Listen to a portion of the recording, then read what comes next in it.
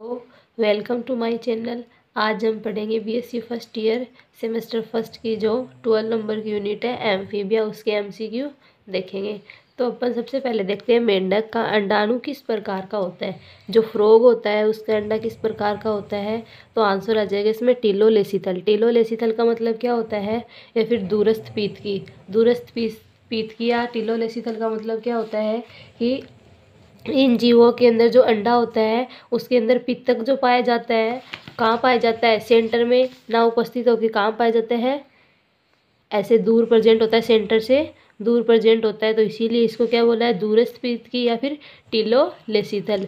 अब पित्तक क्या होता है, जैसे मुर्गी का अंडा होता है, ठीक है, उसके अंदर जो येलो कलर की जो स्ट्रक्चर होती है वो क्या होती है, पित्तक होती है। उस स्ट्रक्चर को खा के ये क्या करते हैं, बड़े होते हैं। इस पित्तक से क्या करते हैं, ये पोषण लेते हैं ये जीव, और बाद में अडल्ट में चेंज होते हैं, धीरे धीरे बड़े हो जाते हैं, वयस्क बन जाते हैं।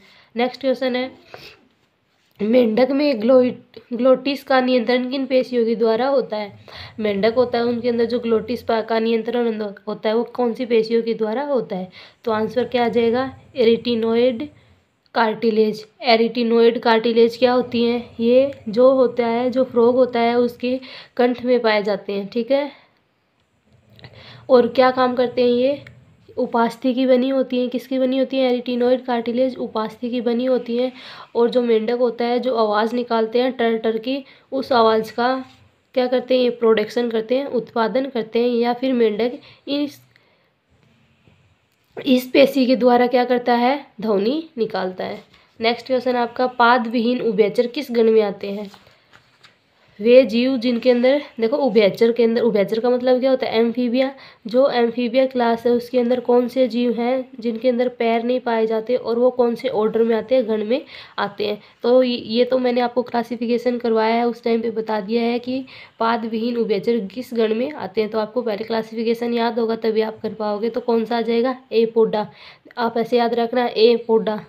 पाद विहीन मतलब ए मतलब अब्सेंट, पोडा मतलब पैर।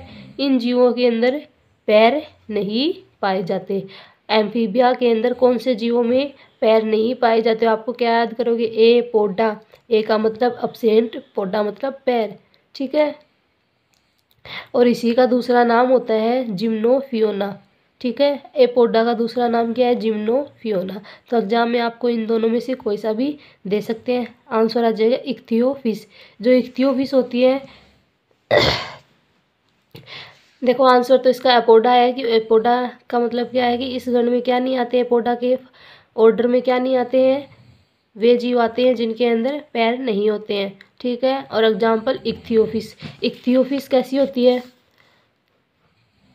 इस टाइप से आपकी क्या होती है, इक्थियोफिस होती है, ठीक है। ये क्या है, इक्थियोफिस है, किसमें पाई जाती है, ये यहाँ पे ये क्या करती है, पेरेंटल करती है, पेरेंटल केयर करती है। इक्थियोफिस में भी क्या पाई जाती है, पेरेंटल केयर पाई जाती है। ये जो फिश होती है ये अपने अंडों को क्या करती है, बीच में रखती है और उसके बाहर कुंडलन बनाकर बैठ जाती है, जिससे दूसरे जीव जो होते हैं इनके अंडों को खराब नहीं करते या खाते नहीं है। इस प्रकार से जो एम्फीबिया है इसके अंदर क्या की जाती है, पेरेंटल केयर की जाती है। और इक्थियोफिस होती है वो इस प्रकार से क्या करती है, पेरेंटल केयर करती है। नेक्स्ट क्वेश्चन है फिर अपना, क्वेश्चन है अपना, मेंढक में मेरु तंत्रिकाओं की संख्या होती है।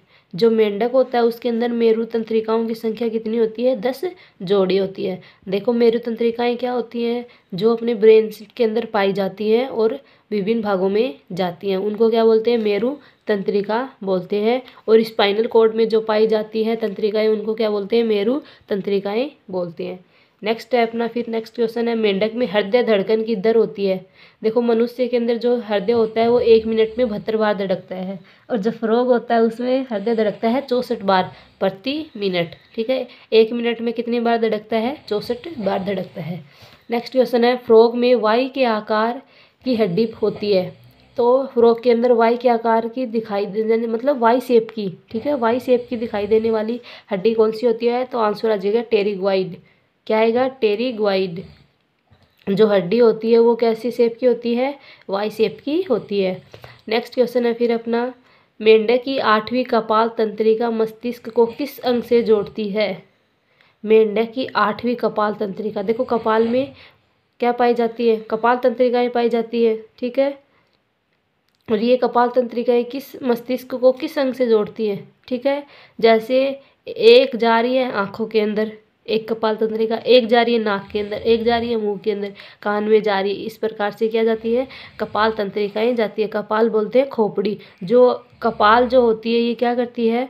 अपना जो ब्रेन होता है उसको सुरक्षा प्रदान करती है, ठीक है। नहीं वरना तो क्या हो जाएंगी, नर्व सेल्स क्या हो जाती है? नष्ट हो जाती है। ऐसे ही मेंढक में कपाल तंत्रिका, कपाल क्या करती है? इसकी रक्षा करती है।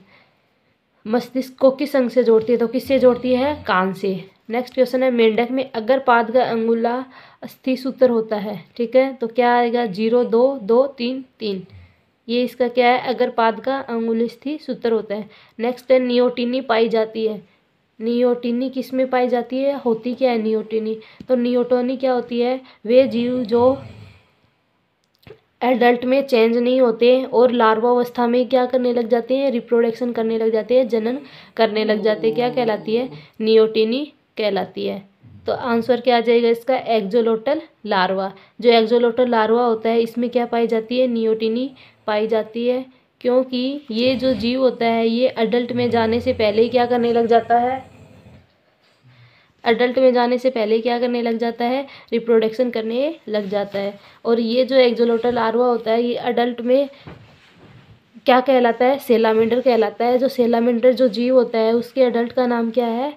सॉरी, एक्जोलेटल जो लार्वा है उसके अडल्ट का नाम क्या है? सेलामेंडर। ओके, तो अपना नेक्स्ट क्वेश्चन है। फिर इसके बाद में सबसे बड़ी आरबीसी पाई जाती है। सबसे बड़ी आरबीसी एम्फीबिया में सबसे बड़ी आरबीसी पाई जाती है। किस में पाई जाती है? एम्फ्यूमा में। एम्फ्यूमा क्या है? एम्फीबिया का एक एनिमल है, ठीक है। सबसे बड़ी आरबीसी पाई जाती है एम्फ्यूमा में।